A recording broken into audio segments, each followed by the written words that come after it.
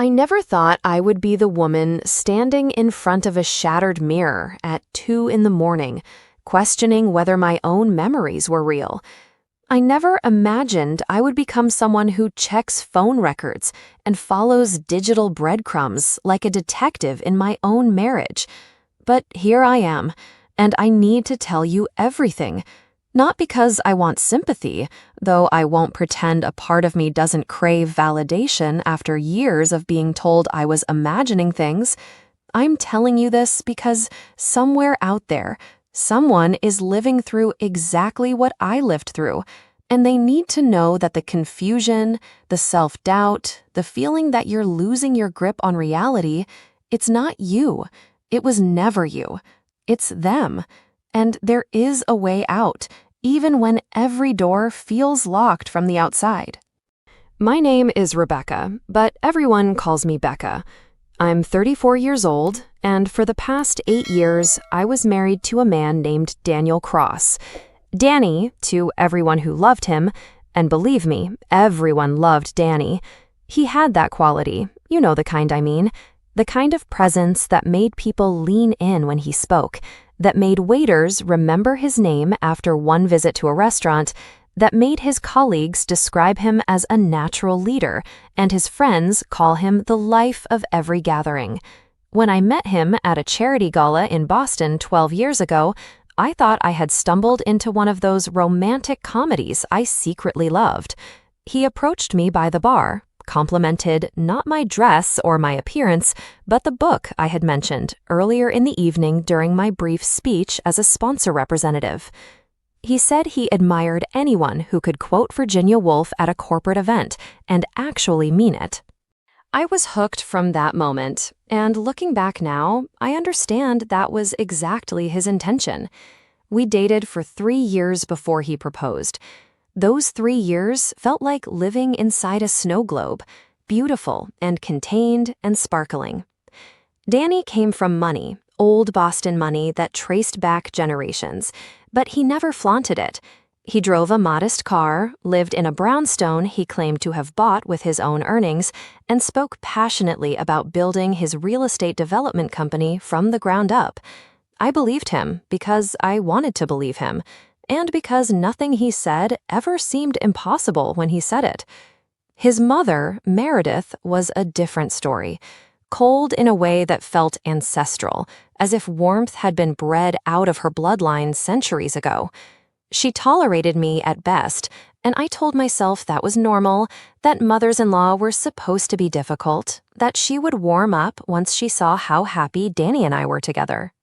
She never did warm up, but I stopped noticing after a while because Danny made me feel so seen, so cherished, so absolutely certain that I was the center of his universe. We married in the summer, a small ceremony followed by an extravagant reception that Meredith insisted on hosting at the family estate in Connecticut. I remember feeling like an intruder that day, surrounded by oil paintings of ancestors I would never meet and crystal chandeliers that cost more than my parents' house. But Danny held my hand through all of it, whispered jokes in my ear during his mother's passive-aggressive toast, and danced with me until my feet ached. That night, lying in the canopied bed of the guest suite, I told him I felt like the luckiest woman alive. He kissed my forehead and said I deserved every bit of luck and more. I didn't know then that luck had nothing to do with what would come next. The first sign came 2 years into our marriage, and I dismissed it so quickly that I barely remember registering it at all. Danny had been working late more often, which was understandable given his company was expanding into commercial developments across 3 states. One evening, I decided to surprise him with dinner at his office. I had prepared his favorite meal, packed it carefully in containers, and driven across the city with a smile on my face like some lovesick teenager. When I arrived, his assistant, a young woman named Vanessa who had started working for him 6 months prior, told me Danny had left early for a client meeting. I called his cell phone and he answered on the second ring, explaining that the meeting had been rescheduled last minute and he was stuck in traffic heading home. I laughed it off, met him at the house 20 minutes later, and we ate the dinner together while he apologized for the miscommunication. I didn't think about it again for months. The second sign was subtler but left a deeper mark. We had been planning a vacation to Italy, something I had dreamed about since childhood. Danny was handling the bookings, and one night I opened his laptop to check the flight details so I could request time off from work. His email was open, and I wasn't snooping. I want to make that clear because later he would accuse me of exactly that. I simply glanced at the screen and saw a message from someone named V. The preview showed only a few words. "Last night was incredible. Can't wait until..." I felt my stomach drop, that sickening lurch of adrenaline that comes before your brain has fully processed what your eyes have seen. But before I could click on the email, Danny walked in, asked what I was doing, and smoothly closed the laptop while explaining that V was Vincent, a contractor who had just closed a major deal and was being dramatic in his gratitude. He laughed about it. He made me laugh about it. And somehow, by the end of the conversation, I felt foolish for even considering another explanation. That was the beginning of what I now recognize as gaslighting, though at the time I had no vocabulary for it. Danny had a gift for making me question my own perceptions, and he wielded that gift with surgical precision. When I found a receipt for a restaurant I knew we had never visited together, he reminded me of the business dinner he had mentioned weeks ago. Had I forgotten already?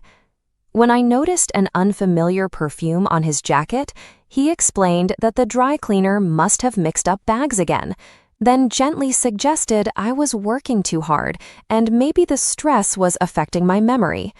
When I brought up the late nights, the canceled plans, the moments when he seemed to be texting someone with an urgency that seemed out of place, he would sigh, look at me with genuine concern, and ask if I was feeling okay. He would say I seemed anxious lately. He would suggest I talk to someone, a professional, because he was worried about me. And each time, I believed him. I believed him because the alternative, that this man I loved, this man who knew everything about me, this man who held me when I cried about my father's death and celebrated every one of my career achievements like they were his own, could be deceiving me was too painful to accept. My brother Marcus was the first person to voice what I was too afraid to think. He had come to visit from Chicago, where he worked as an attorney specializing in family law. We were sitting on the back porch while Danny was out, supposedly at a golf game with clients, and Marcus looked at me with that protective older brother expression I knew well. He said I seemed different, quieter than usual, and asked if everything was okay with Danny. I started to give my rehearsed response. Everything was fine, I was just tired from work, but something in his eyes made me stop. Instead, I found myself telling him about the small things, the receipts and the perfume and the late nights, and the way I sometimes felt like I was losing my mind. Marcus listened without interrupting, and when I finished, he said something that haunts me to this day. He said that guilty people don't just defend themselves, they make you feel guilty for asking questions in the first place. I couldn't sleep that night. Danny came home late, smelling of whiskey and something floral I tried to convince myself was the country club's air freshener. He crawled into bed beside me and immediately fell asleep, and I lay there in the dark, replaying every conversation, every excuse, every moment when he had twisted my concern into evidence of my instability. By morning, I had made a decision. I would not confront him. Not yet, not without proof. Because I understood something important about Danny by then. He was smarter than me, more verbally agile, and capable of explaining away anything if I gave him the chance. If I wanted the truth, I would have to find it myself, and I would have to be patient. The next few months were the hardest of my life. I became an actress in my own marriage, smiling and nodding and pretending everything was normal while secretly documenting every discrepancy I could find. I started keeping a journal, writing down times Danny said he would be somewhere, then noting when those times didn't match up with credit card statements or phone location data. I learned how to access our shared accounts in ways he didn't know I could, and what I found made my blood run cold. There were charges at hotels I had never heard of, expensive dinners at restaurants across the city, purchases at jewelry stores where I had never received any gifts. Each discovery felt like a knife sliding between my ribs, slow and deliberate, and impossible to scream about without revealing that I knew. The worst part wasn't the evidence of the affair, because by then I was certain there was an affair. It was the psychological torture of pretending I didn't know.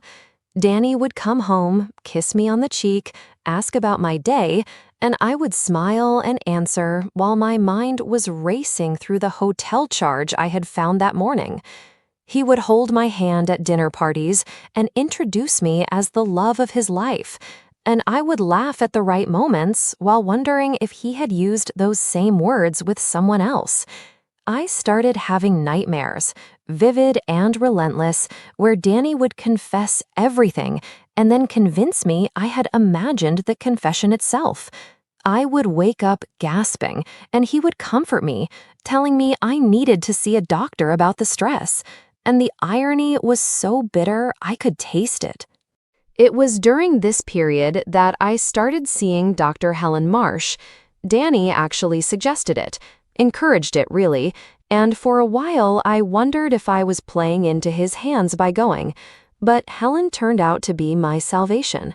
She never told me what to think or what to do, but she asked questions that helped me untangle the knots Danny had tied in my mind. She taught me about coercive control, about how abusers don't just hurt you physically, they dismantle your sense of self piece by piece until you can't trust your own thoughts.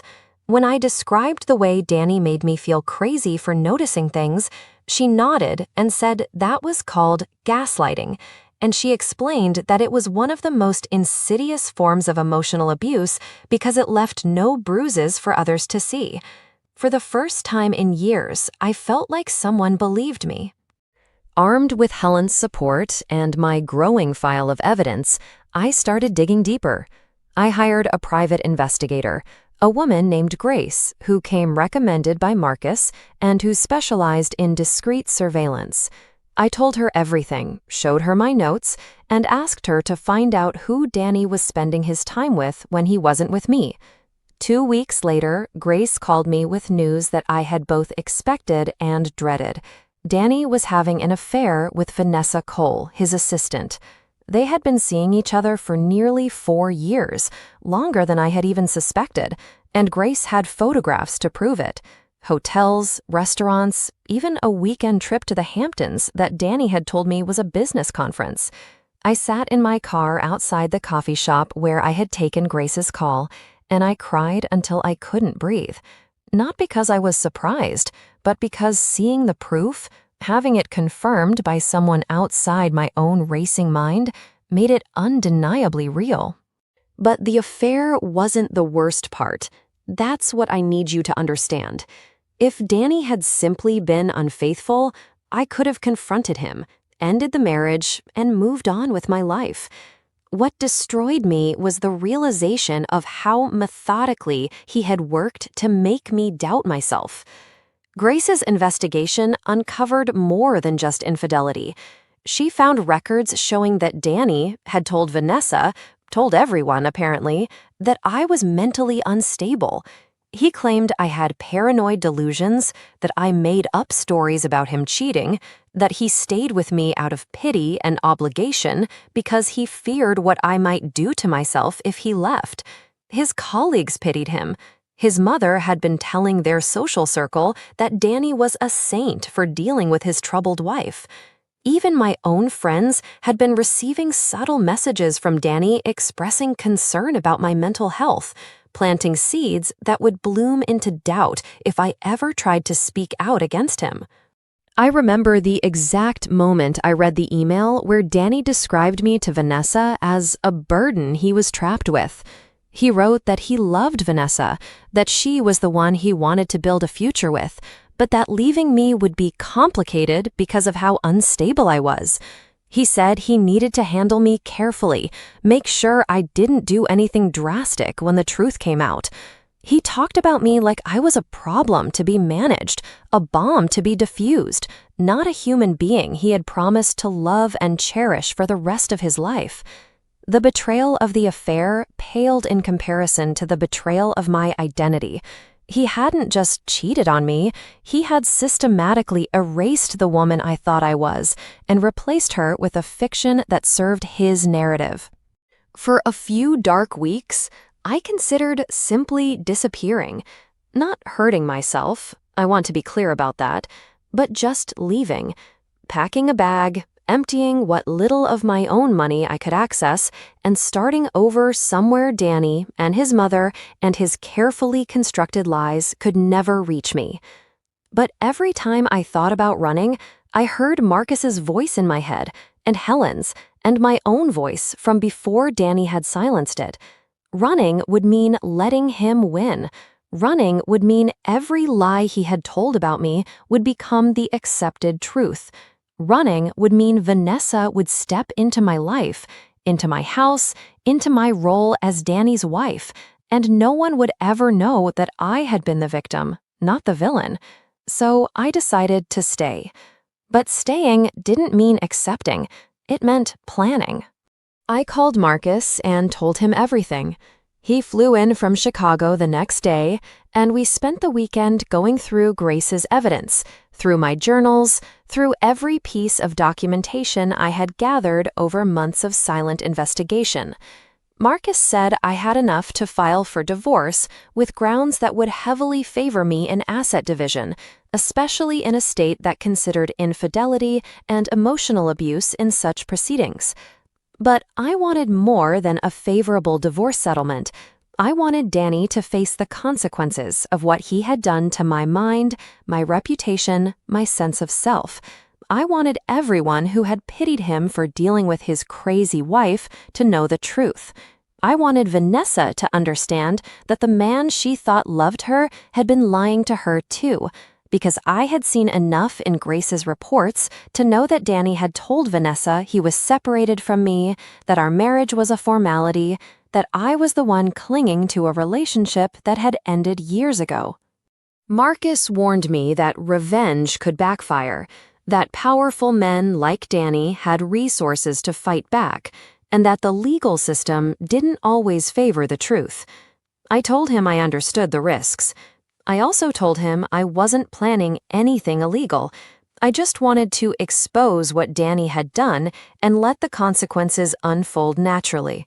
Marcus looked at me for a long moment, then nodded and said he would help me however he could. The first phase of my plan involved securing my financial future. Over the years of our marriage, I had allowed Danny to control most of our finances because he had convinced me he was better with money. Now I understood that control had been intentional. He wanted me dependent on him, unable to leave even if I wanted to. With Marcus's guidance, I quietly opened my own bank account and began transferring small amounts of my salary into it. I also started consulting with a divorce attorney friend of Marcus's who specialized in high asset cases, learning what I was entitled to and what evidence would be most useful in court. I discovered that Danny's business was more precarious than he let on. Several developments had stalled due to permit issues, and he had been borrowing money from his mother to keep things afloat. The golden boy wasn't as golden as he seemed. The second phase was harder, gathering evidence that would hold up beyond just my own perceptions. Grace continued her surveillance, documenting Danny and Vanessa's ongoing affair with photographs and timestamps. I also started saving every text message, every email, every voicemail where Danny questioned my mental health or suggested I was imagining things. I recorded conversations when legally permissible, our state allowed one-party consent, capturing instances where Danny contradicted himself or casually rewrote history. I compiled a timeline showing how his claims about my instability coincided perfectly with moments when he needed a cover story for his affair. The pattern was so clear, so damning, that even I was surprised by the scope of his deception when I laid it all out. The third phase required the most courage. I needed to confront Danny's narrative head-on, which meant talking to people he had already poisoned against me. I started with mutual friends, the ones I had grown distant from over the years, distance I now understood Danny had engineered. I reached out carefully, not accusingly, simply expressing that I had been going through a difficult time and wanted to reconnect. Most of them responded with cautious warmth, clearly uncertain whether to believe the troubled woman Danny had described or the friend they remembered from before. I didn't push. I just let myself be present, be normal, be the Becca they had known before Danny's whispers had reshaped their perception. Slowly, I could see the confusion in their eyes. The woman in front of them didn't match the fragile, paranoid creature Danny had painted. One of these friends, a woman named Clara who had known both Danny and me since our engagement, eventually pulled me aside at a gathering and asked if I was okay, really okay. I took a risk and told her a portion of the truth, not all of it, but enough. I said I had discovered Danny was having an affair and that he had been telling people I was unstable to cover his tracks. Clara's face went pale. She said Danny had called her just last month, expressing deep concern about me, suggesting she reach out because he was worried about my mental state. She had felt uncomfortable about the call but hadn't known what to make of it. Now, seeing me clear-eyed and calm, she realized something was very wrong with the story Danny had been telling. Clara became an unexpected ally. She started paying closer attention to things Danny said in social settings, and she reported back to me when his stories didn't add up. She also confided that she had always found his concern for me performative, theatrical, in a way that felt rehearsed. Other friends began reaching out too, once Clara quietly spread the word that perhaps Danny wasn't the devoted husband he claimed to be. The tide was slowly turning, and Danny had no idea. While my social rehabilitation was underway, I continued living with Danny as if nothing had changed. This was the hardest part of all, sharing a bed with a man I now knew was systematically destroying me, kissing him goodbye in the morning, asking about his day at dinner. But I had learned to compartmentalize, to store my rage and grief in a locked box that I only opened during sessions with Helen or late-night calls with Marcus. Danny, for his part, seemed oblivious to any shift in my demeanor. He continued his affair with Vanessa, continued his late nights and invented excuses, continued suggesting gently that I might want to increase my therapy sessions because I still seemed stressed. The audacity of it made me want to scream, but I kept my mask firmly in place. The breaking point came on a Thursday evening in October, almost 8 months after I had first hired Grace. Danny came home late, as usual, and announced over dinner that he needed to discuss something serious with me. My heart stopped for a moment. I thought he might have discovered my investigation, but his tone was solicitous, concerned, the same tone he used when suggesting I was losing my mind. He said he thought it might be beneficial for us to take some time apart. Not a separation, he clarified quickly, just a period where I might stay somewhere else for a few weeks, somewhere peaceful while I worked on my mental health. He had already spoken to his mother, and she had generously offered to cover the costs of a private retreat center in Vermont. He reached across the table and took my hand, looking at me with those eyes I had once found so warm and trustworthy, and said he wanted what was best for me, for us, and he thought this could really help. I understood immediately what was happening. Danny was trying to institutionalize me, or at least get me away from our home and our social circle long enough to complete whatever exit strategy he was planning. Maybe he wanted to move Vanessa in. Maybe he wanted to file for divorce while I was conveniently away, framing it as a necessary step for my own well-being. Maybe he just wanted me out of the way so he could stop pretending. Whatever his reasons, the suggestion crystallized something inside me. I smiled, said I would think about it, and excused myself to take a bath. In the locked bathroom, I sat on the edge of the tub and made a decision. I was done waiting. I was done gathering evidence. I had enough. And more importantly, I had myself back. The self Danny had tried so hard to erase. It was time to act. The next day, I called Marcus and told him I was ready. He had been working with his attorney friend to prepare divorce papers that included grounds of adultery, emotional abuse, and financial misrepresentation. We had agreed to wait until I gave the word, and now I was giving it. But I wanted to do more than just file papers. I wanted Danny to experience what I had experienced, the sudden shift in reality, the realization that everything he thought he knew was a lie. I wanted him to feel the ground disappear beneath his feet. Marcus suggested we time the divorce filing to coincide with maximum impact. Danny had a major business deal closing the following month, a luxury condominium development that would solidify his reputation and bring in significant revenue. If the divorce papers were served right before the closing, it would throw his finances into question and potentially spook his investors. I hesitated.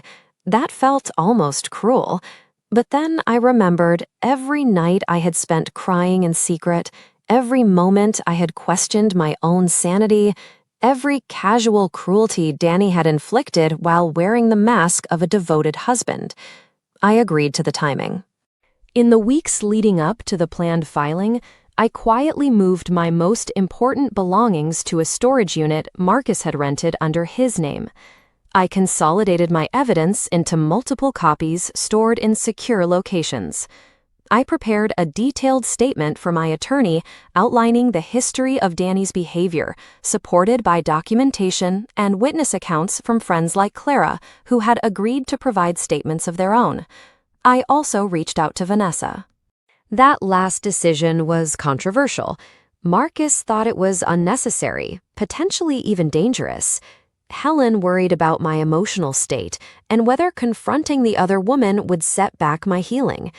But I felt a strange kinship with Vanessa, despite everything.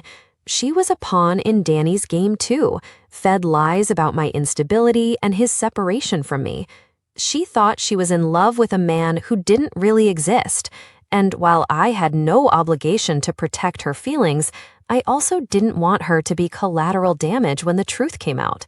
More practically, I thought she might have information that would be useful: pillow talk, business secrets, anything Danny might have let slip during their years together. I arranged to meet Vanessa at a cafe in a neighborhood where neither of us was likely to be recognized.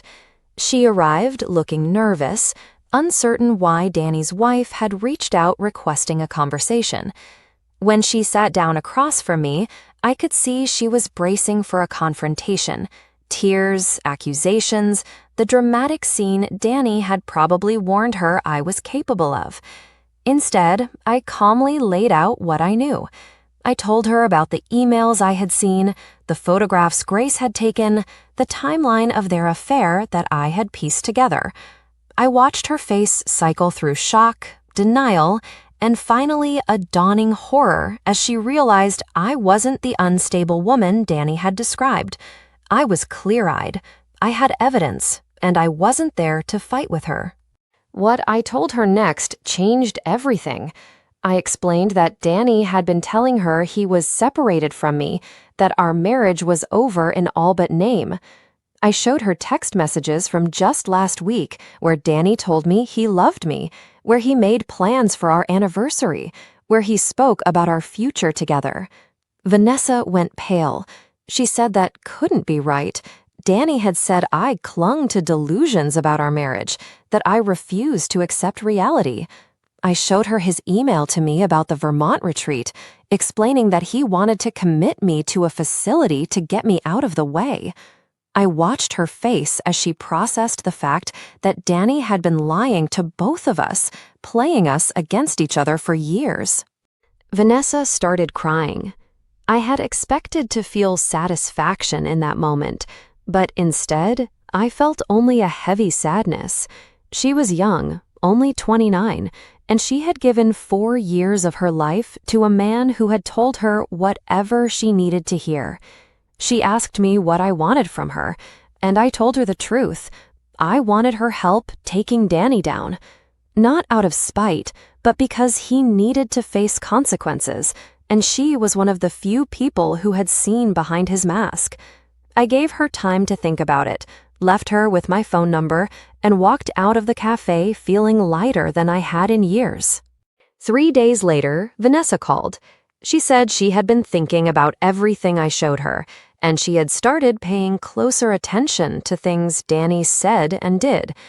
She had found inconsistencies she had previously ignored, moments where his stories didn't quite add up, times when he seemed to be hiding something, even from her.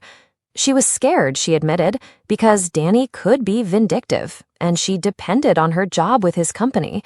But she wanted to do the right thing. She asked what I needed from her. Over the next few weeks, Vanessa became an invaluable source of information. She gave me access to Danny's work calendar, showing patterns of canceled meetings that coincided with times he had told me he was with clients. She shared emails where Danny discussed financial matters that contradicted what he had disclosed in our joint accounts. Most importantly, she confirmed that Danny had been skimming money from his business deals into a personal account his investors didn't know about. Not enough to constitute outright fraud, perhaps, but enough to raise serious questions about his integrity if his partners found out. Armed with this new information, I expanded my strategy. The divorce was still the centerpiece, but now I also had ammunition to undermine Danny's business reputation. I didn't want to destroy him completely. I wasn't a monster, despite what he would later claim, but I wanted him to experience real consequences for the person he had chosen to be. I wanted him to lose the image he had so carefully cultivated, the mask he wore that made everyone believe he was wonderful while he systematically abused me behind closed doors. The day of the filing arrived in mid-November. I had moved out of our home the previous weekend, telling Danny I was visiting my mother in Wisconsin, a lie he accepted without question, probably relieved to have me out of the way. The divorce papers were served to him at his office, in front of Vanessa and several colleagues, by a process server who arrived just as Danny was preparing for a meeting with his investors. I wasn't there to see it, but Marcus's attorney friend reported that Danny had gone white as a sheet, then tried to laugh it off as some kind of misunderstanding. The papers cited adultery, emotional abuse, and requested an immediate freeze on joint assets pending the division process. Within hours, Danny's phone was blowing up, but not with calls to me. He was scrambling to do damage control, reaching out to mutual friends, to his mother, to anyone who might believe the story he was already constructing. He told people I had finally snapped, that my mental illness had progressed to the point where I was making wild accusations. He expressed deep sorrow that it had come to this, claimed he had tried everything to help me, and positioned himself as the victim of a deranged spouse. It was the same playbook he had always used, and for a moment I worried it would work. But this time, things were different. Clara had been quietly sharing the truth with our social circle for months, and the friends Danny tried to rally had already heard my side of the story. His mother's attempts to spin the narrative were met with polite distance rather than the sympathy she expected. And when Danny's investors heard about the divorce and the allegations of financial impropriety that Marcus's attorney had strategically leaked to their legal team, they requested an emergency audit of the condominium project.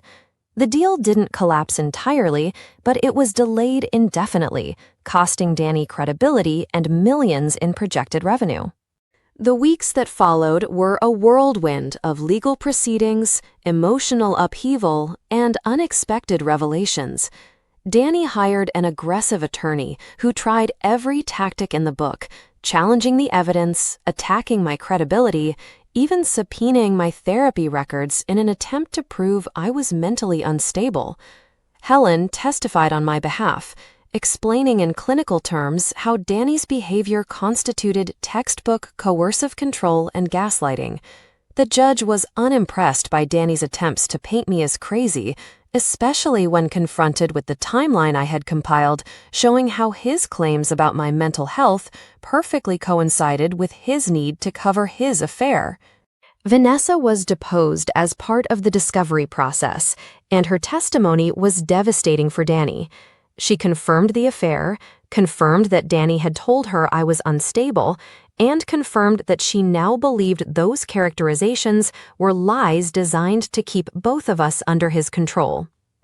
Danny's attorney tried to discredit her as a scorned lover seeking revenge, but Vanessa had her own documentation, emails, texts, gifts Danny had given her that she had photographed with timestamps. The affair was undeniable, and more importantly, the pattern of deception was clear. The financial revelations were equally damning. With Vanessa's help, Marcus's team uncovered the personal account where Danny had been diverting funds. It wasn't fraud in the technical sense. He hadn't stolen from investors directly, but he had been hiding assets from me throughout our marriage, violating the financial disclosure requirements of our prenuptial agreement. That agreement, which Danny had insisted I sign before our wedding, was supposed to protect his family's wealth. Instead, its violation gave me leverage to negotiate a significantly larger settlement than I would have otherwise received. But the money wasn't what mattered most to me. What mattered was the moment, about 3 months into the proceedings, when Danny finally dropped the mask. We were in a mediation session, supposedly trying to reach an agreement without going to trial, and Danny was still playing the wounded innocent.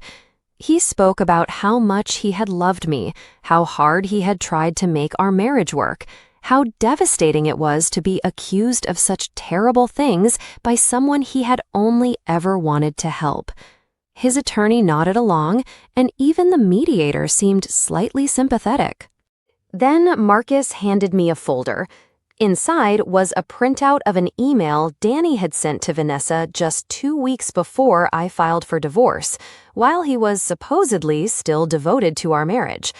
In the email, Danny outlined his plan to have me committed to the Vermont facility, then file for divorce on grounds of my mental incompetence. He wrote about how he would manage the narrative, ensure that everyone blamed me, and emerge as the sympathetic survivor of a troubled marriage. He even discussed the timeline. He wanted to wait until after the condominium deal closed so his finances would be stable before the inevitable legal battles.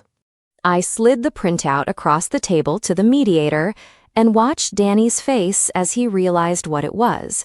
For the first time in all the years I had known him, I saw real fear in his eyes.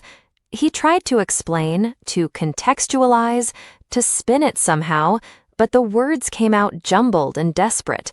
The mediator looked at him with barely concealed disgust. Marcus's attorney asked, calmly and clearly, if Danny would like to reconsider his position on the settlement terms. The mediation ended shortly after that. Danny's attorney requested a recess, and when we reconvened the following week, Danny was a different person. The charm was gone, replaced by a cold fury that he no longer bothered to hide. He accused me of entrapping him, of conspiring with Vanessa, of destroying his life out of jealousy and spite. But the accusations rang hollow. Everyone in the room had seen the email, had heard the evidence, had watched Danny's mask slip away to reveal the person underneath. We reached a settlement 2 weeks later. I received the house, which I promptly sold. a significant portion of our joint assets, and alimony for 5 years.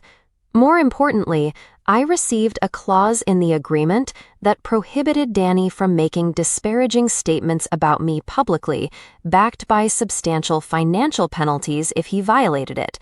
His reputation was already in tatters among our social circle, and the business deal had fallen apart entirely once his investors learned about the hidden account and the divorce allegations. He wasn't ruined, exactly. His family's money would cushion the fall, but he was diminished in ways that mattered to someone like him. The golden boy had tarnished. The aftermath was complicated, as these things always are. I went through months of therapy with Helen, processing not just the trauma of Danny's abuse, but the grief of losing the person I thought he was. I reconnected with friends I had lost during the marriage, rebuilt relationships that Danny had systematically undermined. I traveled to places I had always wanted to visit, ate at restaurants I chose for myself, made decisions without wondering what Danny would think. Slowly, tentatively, I began to feel like myself again, or maybe like a new self, forged in fire and emerging stronger. Vanessa and I stayed in touch for a while. Our relationship was strange and undefined. We couldn't be friends, exactly, not with our history, but we had a bond born of shared experience. She had quit her job with Danny's company immediately after the mediation, and last I heard, she had moved to California to start over. I hope she found what she was looking for. I hope she learned, as I did, that the charm that draws us in is sometimes the warning sign we should heed. Danny eventually remarried. Another young woman, another assistant, the pattern continuing because people like Danny don't change. His mother still circulates stories about me at her social gatherings, still paints me as the unstable wife who destroyed her son's first marriage. I don't care anymore. The people who matter know the truth, and the people who don't matter can believe whatever they want. Sometimes I think about the woman I was before all of this, the woman who stood at that charity gala and quoted Virginia Woolf, who fell in love with a man's compliment without seeing the calculation behind it.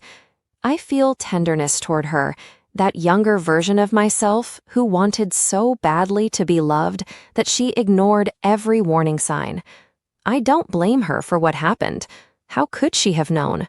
How could anyone have known when Danny was so skilled at seeming exactly like what she needed?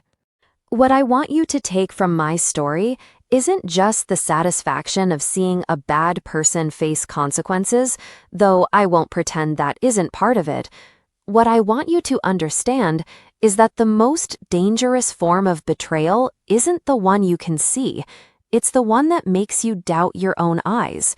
When someone who claims to love you makes you feel crazy for noticing things, crazy for asking questions, crazy for trusting your own instincts, that is abuse. It doesn't leave bruises that others can see. It doesn't show up in photographs or police reports, but it dismantles you from the inside, brick by brick, until you're living in a house you don't recognize and wondering how you got there. If you recognize yourself in my story, if you're living with someone who makes you question your own perceptions, who suggests you're imagining things, who positions themselves as your savior while slowly destroying you, please know that you're not crazy.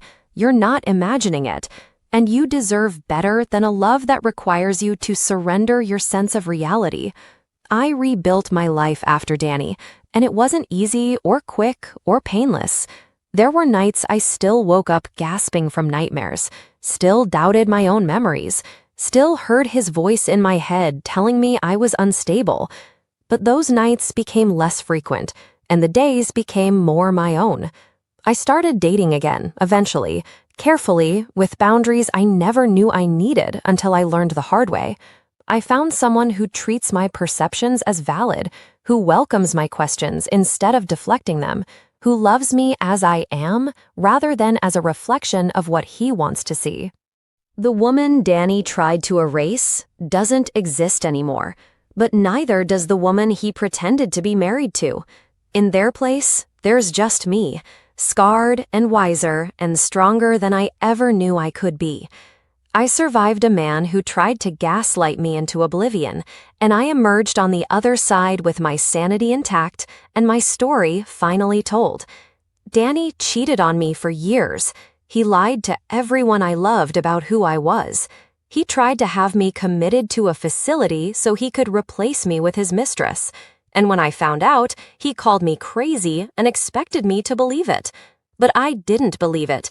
I gathered my evidence, I bided my time, and I let his secret life ruin him exactly as thoroughly as he had tried to ruin me.